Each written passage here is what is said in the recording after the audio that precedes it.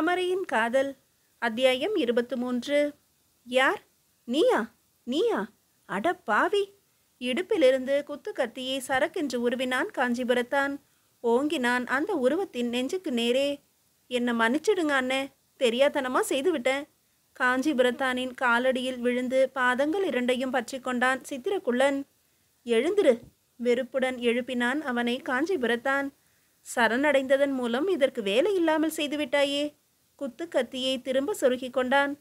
உன்னை எவ்வளவு நம்பகமானவன், உயிர் தோழன் என்றெல்லாம் நினைத்தேன். அடே வஞ்சகா, துரோகி! இல்ல அண்ணே, இல்ல, நான் துரோகம் எதுவும் பண்ணல. ஆண்டவனுக்கு பொதுவா சொல்றேன், நம்புங்க, விம்மினான் சித்திரக்குள்ளன். ராணி மேலே இருக்கிற பிரியத்தினால தான், மேலும் உங்க மேலே இருக்கிற அன்பினால தான் இப்படியெல்லாம் செய்தேன். அட என்ன, கேழ்வரகிலே நெய் ஒழுகுகிறது என்றா சொல்கிறாய்? மெய்யா அண்ணே, ராணியும் நீங்களும் பழகிறத நான் கவனித்து கொண்டுதானே இருக்கிறேன். அவர்கள் உங்கள் மேலே உயிரையே வைத்திருக்கிறார்கள். நீங்கள் என்னடாவென்றால் அவர்களை விட்டு போகிறேன் போகிறேன் என்று சொல்லிக்கொண்டே இருக்கிறீர்கள். நீங்கள் ராணியை விட்டு பிரியாமல் அவர்கள் கூடவே இருந்தால்தான் ராணிக்கும் சந்தோஷம், எனக்கும் சந்தோஷம். அதற்காகத்தான் இப்படியெல்லாம் ஆபத்து வருகிற மாதிரி நானாகவே செய்தேன். பாவி, கெடுத்தாயே! வியப்புடன் கூவினான் காஞ்சிபுரத்தான். சித்திரக்குள்ளனின் குழந்தைத்தனமான முகத்தை அலசி ஆராய்ந்தான். கபடமற்றவன் என்றே தெரிந்தது. சித்திரக்குள்ளன் சொன்னான், இல்லாவிட்டால் வருகிற ஆபத்து ஒவ்வொன்றும் அப்படி மயிரிழையில் விலகிவிடுமா? நானேதான் கடைசி வினாடியில் சடக்கென்று காப்பாற்றுகிற மாதிரி காப்பாற்றினேன். ஒழிந்து போடா எங்காவது, முட்டாள்! அவனை நெக்கி தள்ளினான் காஞ்சிபுரத்தான். உன்னுடைய அனாவசிய குறுக்கீட்டால் எவ்வளவு கால விரயம்! போடா அப்பாலே, என் முகத்தில் விழிக்காமல்! அவசர அவசரமாக அந்த புறத்துக்கு சென்றான். தாமரையிடம் சுருக்கமாக விளக்கிவிட்டு விடைபெற்றான். தளபதி உடையில் அல்ல, சாதாரண காஞ்சிபுரத்தானாக. வெயிலும் மழையும் மாறி மாறி விளையாடி கொண்டிருந்த விசித்திரமான பருவம் அது. வந்தவாசி திருக்கழுகுன்றம் மகாபலிபுரம் பாதை வழியாக சென்னை பட்டணத்தை அடைய தீர்மானித்தான் காஞ்சிபுரத்தான். திருக்கழுகுன்றத்தில் விழா ஒன்று நடைபெற்று கொண்டிருந்தது. வெயிலும் சூடேறிவிட்டது. புளிய மரத்தடியில் இளநீர் விற்று கொண்டிருந்தவனிடம் சென்றான். ஆட்டி ஆட்டி பார்த்து நிறைய நீருள்ள காயாக தேர்ந்தெடுத்தான். வழுக்கையை வெட்டி கொடு என்று தேங்காயை திரும்ப கையில் கொடுத்த வேளையில் மைதானத்தின் மற்றொரு கோடியில் கூக்குரல் ஒன்று எழுந்தது. அநியாயம், அநியாயம்! வயதான கிழவர் ஒருவரின் கூக்குரல் அது. திருட்டு கிழவா, பொய் வேறா சொல்கிறாய்? இரண்டொரு முரட்டு அதட்டல்களும் கேட்டது. சுற்றிலும் கூட்டம் சேர்ந்தது. பரபரப்பு தெரிந்தது. இந்தாங்க! இளநீரை இரண்டாக வெட்டி நீட்டினான் இளநீர் வியாபாரி. வாங்கி கொள்ள காஞ்சிபுரத்தான் அங்கே இருக்கவில்லை. கூக்குரலும் கும்பலும் குழுமி இருந்த இடத்துக்கு விரைந்து விட்டிருந்தான். என்ன என்ன நடந்தது? பரபரவென்று கூட்டத்தை விலக்கி ஊடுருவி உள்ளே புகுந்தான். சிப்பாய்கள் 3 பேர் ஒரு குதிரையை தங்கள் பக்கம் இழுத்து கொண்டிருந்தார்கள். 3 பேரும் கம்பெனிக்காரனின் சிப்பாய்கள். பளபளப்பான சிவப்பு உடையிலிருந்தே கண்டு கொண்டான் காஞ்சிபுரத்தான். குதிரையை விடமாட்டேன் என்று பிடித்து கொண்டிருந்தவர் ஒரு கிழவர். ஆறாக பெருகி கொண்டிருந்தது கண்ணீர். ஐயா, நான் ஏழை ஐயா, ஏதோ கஷ்டம் தாங்காமல் இதை விற்கிறேன். என் மகன் மாதிரி எத்தனை பிரியமாக வளர்த்து வருகிறேன் தெரியுமா? சிப்பாய்களில் ஒருவன் கிழவரின் வேட்டி மடியை முரட்டுத்தனமாக பிடித்தான். உன் குதிரை என்றால் அத்தாட்சியை காட்டு பார்க்கலாம். கிழவர் புலம்பினார். எவ்வளவோ வருடங்களுக்கு முன்னால் மதுரை சந்தையிலே வாங்கினேன். நான் எங்கே ஐயா அத்தாட்சிக்கு போவேன்? விடு அவரை! பட்டென்று அரிவாள் வெட்டு போல விழுந்தது சிப்பாயின் கையில். துள்ளி விலகினவன் தீத்துண்டங்களை கண்டான் காஞ்சிபுரத்தானின் கண்களில். ஏனப்பா சூராதி சூர சிப்பாய், உங்கள் ஊரிலே குதிரை திருடுகிறவன் இப்படித்தான் பட்டப்பகலில் திருவிழாவுக்கு கொண்டு வந்து விற்பானோ? உருமினான் காஞ்சிபுரத்தான். 3 சிப்பாய்களும் கூட்டு சேர்ந்தார்கள் உடனேயே. இது கம்பெனி குதிரை, திருடி கொண்டு வந்திருக்கிறான் என்கிறோம். இந்த மாதிரி அடிக்கடி திருட்டு போகிறது பட்டணத்து கோட்டையில். உங்களை போன்ற சோம்பேறிகள் காவல் இருந்தால் கவர்னரே கூட ஒரு நாள் திருட்டு போய்விடுவார். கூட்டம் கொல்லென்று நகைத்தது. சிப்பாய்களின் முகம் ஜிவ்வென்று சிவந்தது. இவ்வளவு உயரம், தேகத்திலே பளபளப்பு, நீளமான கழுத்து, இதெல்லாம் எங்கள் சீமை குதிரைக்குத்தான் இருக்கும். ரோஷமாக வாதாடினான் ஒரு சிப்பாய். ஓஹோ! குதிரையை தடவி கொடுத்தவாறு கிழவரை கேட்டான் காஞ்சிபுரத்தான். ஏன் பெரியவரே, இதை மதுரையில் வாங்கும்போது எந்த ஊர் குதிரை என்று சொன்னார்கள்? கத்தியவார் என்றுதானே? ஆமாம் தம்பி, ஆமாம். கிழவர் அவனை கட்டி கொண்டார். அப்போது பிடித்து நினைத்து நினைத்து பார்க்கிறேன், ஞாபகம் வரவில்லை. ரொம்ப கச்சிதமாய் சொல்லிவிட்டாயே தம்பி. அடை மடையர்களா! 3 சிப்பாய்களின் தலையையும் இழுத்தான் காஞ்சிபுரத்தான். குதிரையின் முகத்தின் அருகே குனிய செய்தான். இந்த அசுவத்தின் 2 காதுகளையும் கவனியுங்கள். காது நுனியை பாருங்கள். மாங்காய் மூக்கு போல இருக்கிறதா இல்லையா? அதனால் என்ன என்றான் சிப்பாய் ஒருவன் அலட்சியமாக. கத்தியவார் குதிரைகளுக்கு மட்டும்தான் காது நுனி இப்படி மாங்காய் மூக்கு போல இருக்கும். இதே போல உங்கள் சீமை குதிரை ஒன்றை கொண்டு வந்து காட்டு, நான் என்ன வேண்டுமானாலும் தருகிறேன். சரியான பேச்சு, போட்டானே ஒரு போடு. கெட்டிக்காரன்தான், நியாயமாகத்தானே சொல்கிறான். கும்பலில் ஆளுக்கு ஆள் பேசத் தொடங்கினார்கள். கம்பெனி சிப்பாய்கள் 3 பேரும் நழுவி விட்டார்கள். பூசல் மறைந்து விட்டதால் கூட்டத்தின் சுவாரஸ்யமும் கரைந்து விட்டது.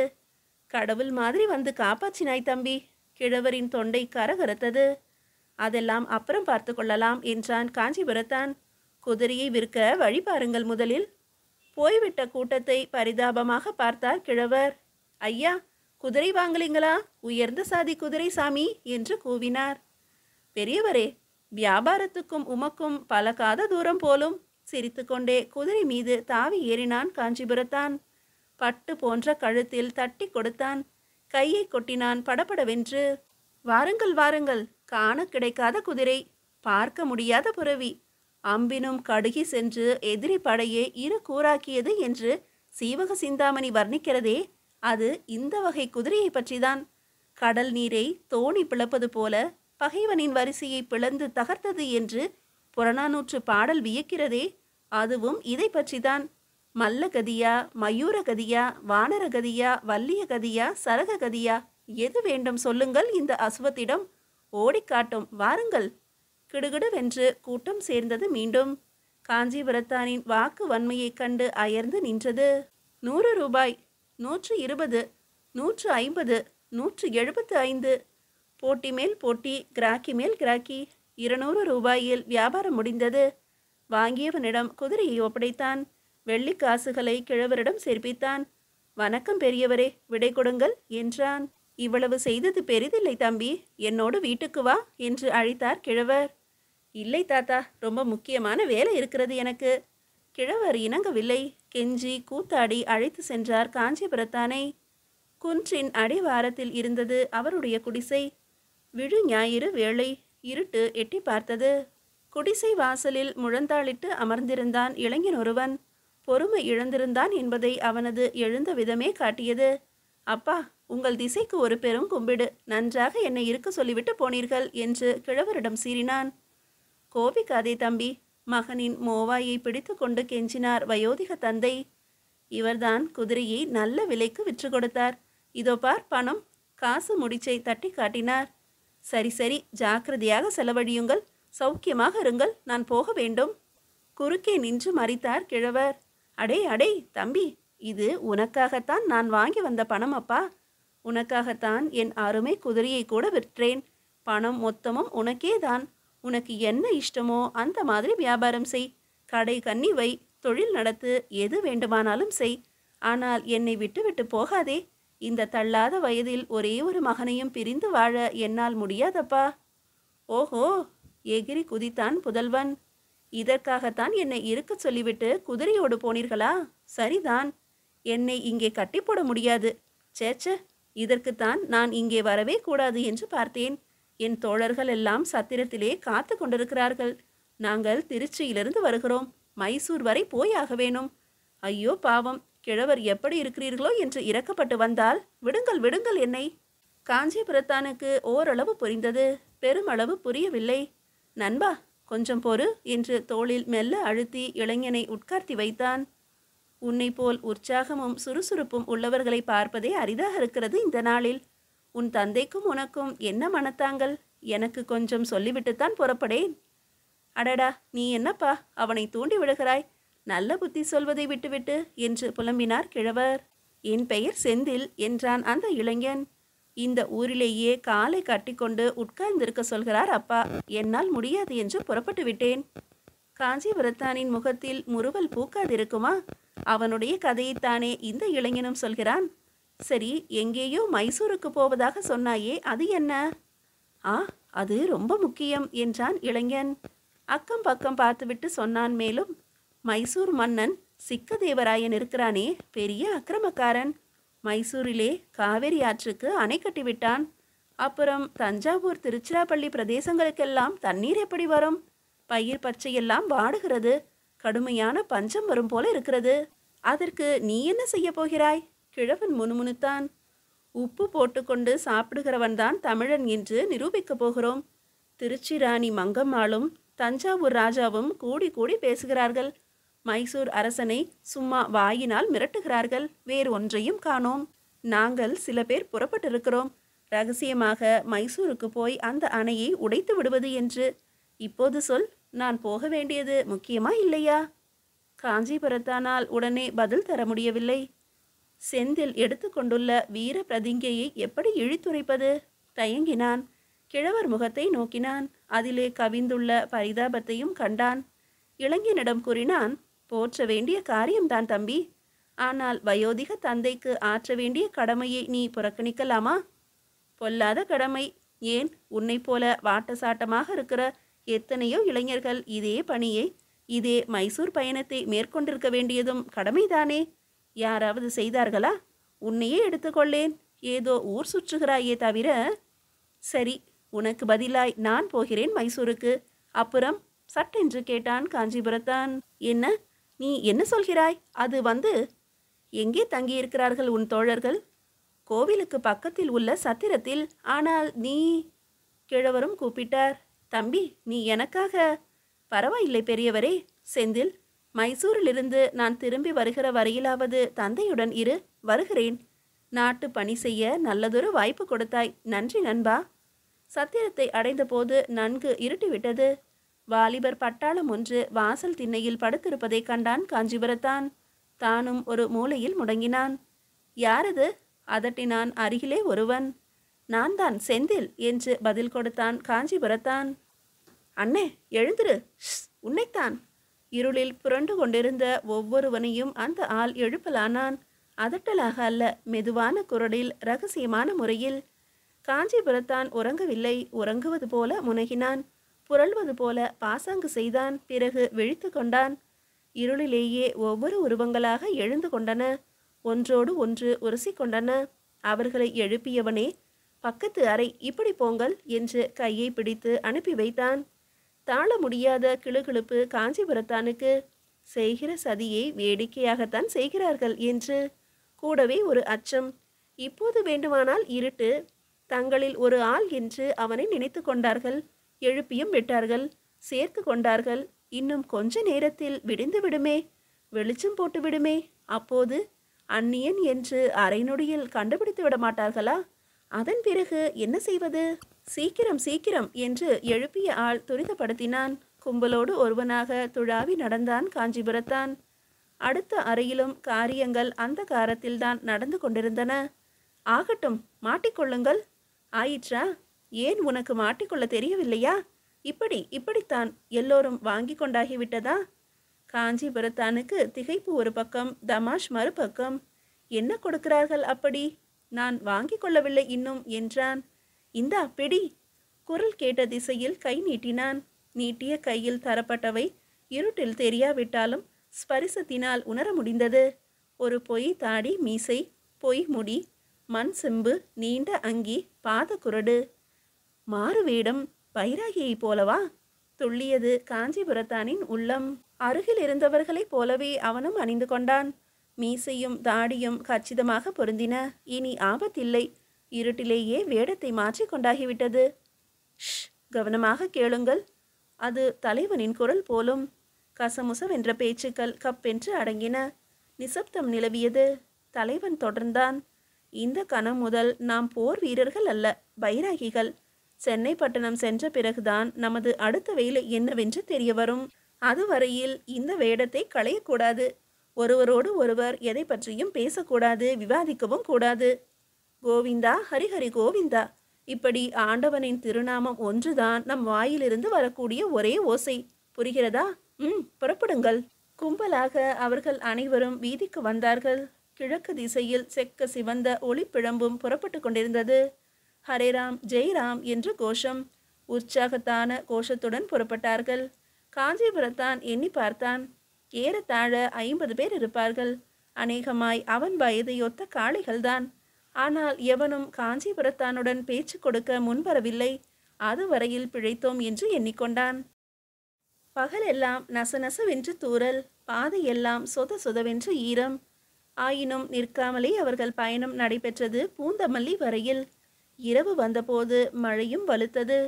இறைவன் நாமாவளி தவிர எதுவும் கூறாதிருந்த தலைவன் இப்போது வாய் திறந்தான். அதோ ஒரு கோவில் தெரிகிறது. ராத்திரி பொழுதை அங்கேயே கழிப்போம். மின்னல் வெட்ட, மழை சொட்ட, இடி முட்ட காஞ்சிபுரத்தானின் குழு கோவிலுக்குள் நுழைந்தபோது சுட சுட பொங்கல் வடித்து போட்டு கொண்டிருந்தார்கள் யாத்ரீகர்களுக்காக. பிரகாரத்தை ஒட்டிய மண்டபத்தில் அமர்ந்து ஊதி ஊதி உண்ணலானான் காஞ்சிபுரத்தான். அருகில் இருப்போரை ஆராய்ந்தன அவன் கண்கள். பல பகுதியினர், பல நிறத்தவர், பல மொழியினர். ஆனால் அவர்கள் எல்லாம் உண்மையான பைராகிகள். விர்விர் என்று ஓலமிட்டது சுழற்காற்று. மழை தாரை கூட நாணலை போல வளைந்து வளைந்து ஆடின. தடால் என்று ஒரு தென்னை மரம் வேரோடு சாய்ந்தது. புறங்கையை நக்கிக் கொண்டிருந்த ஒருவன், ஓ பிரளயம், பிரளயம்தான் என்று முனகினான். அவனுக்கு அருகில் இருந்த பைராகி சூழ் கொட்டினான். இந்த மழையெல்லாம் ஒரு மழையா? மைசூருக்கு வந்து பார்க்கணும் நீ. அங்கே இருந்தா வருகிறீர்கள் நீங்கள்? காஞ்சிபுரத்தான் காதை தீட்டிக் கொண்டிருந்தான். முதல்வன் சொன்னான், முந்தா நாள் வரை அங்கேதான் இருந்தேன். அப்பப்பா, என்ன மழை, என்ன உடைப்பு, என்ன வெள்ளம்! மகாராஜா சிக்கதேவராயர் கட்டின அணை கூட உடைத்து கொண்டு விட்டது. வெள்ளம் அடித்து கொண்டு போய்விட்டது.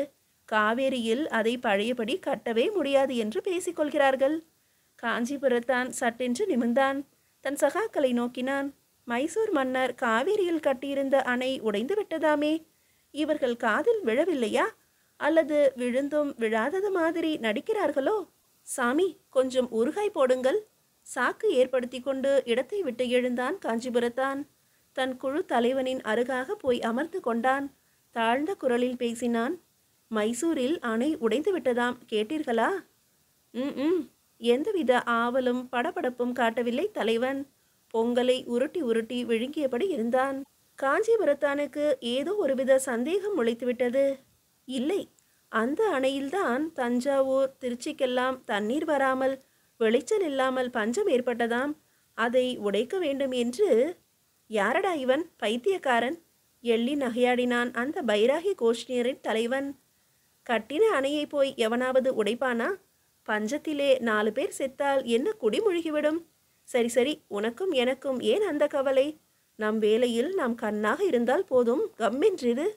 மூச்சே நின்று விட்டது காஞ்சிபுரத்தானுக்கு. திடீரென்று உண்மையும் புலப்பட்டது. இவர்களுக்கும் மைசூர் அணைக்கும் எத்தகைய சம்பந்தமும் கிடையாது போலும். ஏதோ ஒரு தவறுதலினால் தப்பான குழுவில் அவன் நுழைந்திருக்கிறான். என்ன தப்பு? எப்படி நேர்ந்தது அது? மண்டையை உடைத்து கொண்டான் காஞ்சிபுரத்தான். தெளிவு ஏற்படவில்லை. மெல்ல எழுந்தான். வேறொரு தோழனின் பக்கத்தில் போய் உட்கார்ந்து கொண்டான். மழையும் நின்றிருந்தது. மண்டபத்தின் கூடுவாய் முனைகளில் கடைசி சொட்டுக்கள் வடிந்து கொண்டிருந்தன. இது என்ன ஊர் அண்ணே? தோழனை விசாரித்தான். பூந்தமல்லி என்றான் அவன். பூந்தமல்லி, பூந்தமல்லி என்று 4-5 முறை சொல்லிக்கொண்டான் காஞ்சிபுரத்தான். என் பெண்ஜாதி குழந்தைகளெல்லாம் ரொம்ப மோசம் அண்ணே, சுத்த தொல்லை. ஏன், என்ன செய்கிறார்கள்? மற்றவன் கேட்டான். அதை ஏன் கேட்கிறாய்ப்போ? ஊருக்கு திரும்பியதும் துளைத்து விடுவார்கள். துளைத்து எந்தெந்த ஊருக்கு போனீர்கள், எங்கெங்கே தங்கினீர்கள் என்று கேள்வி மேல் கேள்வியாக போடுவார்கள். அவர்களுக்காகவே நான் ஒவ்வொன்றையும் கேட்டு கேட்டு தெரிந்து கொண்டு நெட்டுரு போட்டுக்கொள்வது வழக்கம். சுத்த பொண்டாட்டி தாசனாக இருக்கிறாயே என்று மற்றவன் சிரித்தான். என்ன செய்வதண்ணே, என் தலையெழுத்து. வந்து நேற்று இரவு திருக்கழுகுன்றத்திலே நாம் தங்கியிருந்தோமே, அது என்ன சத்திரம்? சின்ன சத்திரம். சின்ன சத்திரமா? அப்படியானால் பெரிய சத்திரம் என்று ஒன்று இருக்கிறதா? ஆமாம், கோவிலுக்கு இடப்புறம் இருப்பது சின்ன சத்திரம், வலப்புறம் இருப்பது பெரிய சத்திரம். காஞ்சிபுரத்தான் நாக்கை கடித்து கொண்டான். புரிந்துவிட்டது. மைசூர் அணையை உடைக்க புறப்பட்ட குழுவினர் பெரிய சத்திரத்தில் தங்கியிருந்தார்கள் போலும். சின்ன சத்திரத்தில் இருந்த இன்னொரு குழுவில் காஞ்சிபுரத்தான் சேர்ந்து விட்டிருந்தான். மேலும் ஏதோ கேட்க வாய் எடுத்தான். ஆனால் அண்ணே என்று ஆரம்பித்ததுதான் தாமதம். யாரப்பா அங்கே தொணதொணவென்று? மற்றவர்கள் எல்லாம் தூங்குவதா வேண்டாமா என்று எவனோ அதட்டினான் மண்டபத்தின் கோடியிலிருந்து. அனைவரும் உறங்கத் தொடங்கிவிட்டதை அப்போதுதான் கவனித்தான் காஞ்சிபுரத்தான். தானும் பேசாமல் சென்று படுத்தான். இப்போதும் மோசமில்லை. எவருக்கும் தெரியாமல் நழுவி விடலாம். முதலில் மேற்கொண்ட பணியையே தொடரலாம். ஆனால் காஞ்சிபுரத்தானின் உள்ளம் குறுகுறுத்தது. இந்த குழு மைசூருக்கு போகவில்லை என்றால் வேறு எங்கே போகிறது? ஏன் இத்தனை ரகசியமாக? எதற்காக இந்த வேடம், ஒளிவு மறைவு? இதையும் பார்த்து விடலாம் என்று உறுதி கொண்டான். அடுத்த நாள் விடியற்காலை அவர்கள் பயணமானார்கள். வெயில் ஏறும் முன்பு அவர்கள் அடைந்தது வேப்பேரியை. வேப்பேரி கிராமம் எங்கும் கோலாகலமாக இருந்தது. அன்றைய தினம் தோரணம் காட்டப்பட்டிருந்தது. ஆங்காங்கே வாழை மரமும் நாட்டப்பட்டிருந்தது. முகலாய படை வீரர்கள் சிலரும் கம்பெனி சிப்பாய்கள் சிலரும் குதிரையில் ஆரோகணித்து சஞ்சரித்து கொண்டிருந்தார்கள். காஞ்சிபுரத்தான் எவரையும் விசாரிக்கவில்லை. அவருடைய சகாக்களின் பேச்சே விளக்கிவிட்டது அனைத்தையும். பாவம், இந்த வேப்பேரி பெரிய தலைவலியாக இருந்தது கம்பெனியானுக்கு. லிங்கப்பாவின் ஆட்களும் ஜனக்மார்களும் இங்கேதான் முகாம் போட்டிருப்பார்கள் எப்போதும். கம்பெனிக்காரர்களுக்காக கோட்டைக்கு எந்த சரக்கு போவதானாலும் இந்த வழிதானே. அந்த வண்டிகளை வழிமறிப்பார்கள், ஒன்று கொள்ளையடிப்பார்கள், அல்லது எக்கச்சக்கமாக சுங்க பணம் வசூல் பண்ணுவார்கள். அம்மாடி, அந்த தொல்லையெல்லாம் நீங்கிவிட்டது கம்பெனியானுக்கு. அந்த சந்தோஷத்தை தான் இப்படி கொண்டாடுகிறார்கள். காஞ்சிபுரத்தானால் கட்டுப்படுத்தி கொள்ள முடியவில்லை. இப்போது மட்டும் எப்படி அந்த தொல்லை நீங்கியது? இவன் ஒரு மண்டு என்று திட்டினான் தோழன். உலக நடப்பு எதுவும் தெரியாத மக்கு. ஏனடா, ஜூபில்கர் கான் என்றாவது கேள்விப்பட்டிருக்கிறாயோ இல்லையோ? டெல்லி பாதுஷா இருக்கிறாரே, அவருடைய தளபதி மகாசூரன். கண்ணால் பார்த்தாலே மூர்ச்சை போட்டு விழுந்து விடுவாய் நீ. காஞ்சிபுரத்தான் சிரமப்பட்டு தன் புன்னகையை மறைத்து கொண்டான். கேள்விப்பட்டிருக்கிறேன். அவருக்கு என்ன? பாவம், கொஞ்சம் போதாத காலம். செஞ்சியில் தோற்று போய் அவருடைய படை வீரர்கள் பல பேர் சென்னை பட்டணத்துக்கு ஓடி வந்தார்கள். கம்பெனியான் அவர்களுக்கெல்லாம் இடம் தந்தான், வேலை கொடுத்தான், சோறு போட்டான், காப்பாற்றினான். அந்த நன்றியை மறக்கவில்லை ஜூபில்கர் கான். இந்த வேப்பேரி, எழும்பூர், புரசைவாக்கம், தண்டையார்பேட்டை கிராமங்களை கம்பெனியானுக்கு பட்டா எழுதி தந்திருக்கிறார். கம்பெனியானே இனி ஆண்டு அனுபவிக்கலாம். அந்த சந்தோஷத்தை தான் கொண்டாடுகிறார்கள் கோலாகலமாக. புரிந்ததா? மரமண்டையில் ஏறிற்றா? ஏறிற்று அண்ணே, ஏறிற்று. அசடு போலவே இழித்தான் காஞ்சிபுரத்தான். அதே சமயம் டகடகவென்று குதிரைகளின் காலடி யோசை தொலைவில் கேட்டது. புழுதி மண்டலம் வானை நோக்கி எழுந்தது. பைராகிகளின் தலைவனாகப்பட்டவன் கட்டளையிட்டான். ஷ், கம்பெனி துரைதான் வருகிறார். ஒழுங்காக நில்லுங்கள். இங்கேதான் சந்திப்பதாக ஏற்பாடு. காஞ்சிபுரத்தானின் புருவங்கள் நெறிந்தன. ஓஹோ, கம்பெனியானுடன் சேர்ந்து செய்கிற சதியா? எதிர்பார்த்ததை காட்டிலும் பெரிய விவகாரம்தான். 2 குதிரைகள் நெருங்கி வந்தன. ஒன்றில் பரங்கித்துறை, மற்றதில் அவருடைய துபாஷி. தெரு ஓரத்தில் அணிவகுத்து நிற்கும் 50 பேரையும் குதிரையில் இருந்தவாறே கண்காணித்தார் துரை. துபாஷியிடம் ஏதோ கேட்டார். துபாஷி சொன்னார், நீங்கள் தானே சிங்காவரம் செல்ல போகிறவர்கள் என்று துரை கேட்கிறார். ஆமாம். துரை மீண்டும் ஏதோ சொல்ல துபாஷி மறுபடியும் மொழி பெயர்த்தார். ரகசியமான வேலை, எல்லோரும் நம்பிக்கைக்கு உரியவர்கள்தானா? ஆமாம். படபடுத்தது காஞ்சிபுரத்தானின் உள்ளம். சிங்காவரம் என்ற பெயரை கேட்டதும் ரகுநாதரும் பெரிய பெத்துவும் கைகோர்த்து வேலை செய்து பெரிய சதி திட்டத்தில் இறங்கிவிட்டார்கள். அதில் கம்பெனியானும் ஒரு பங்காளி. சந்தேகமில்லாமல் புரிந்தது காஞ்சிபுரத்தானுக்கு.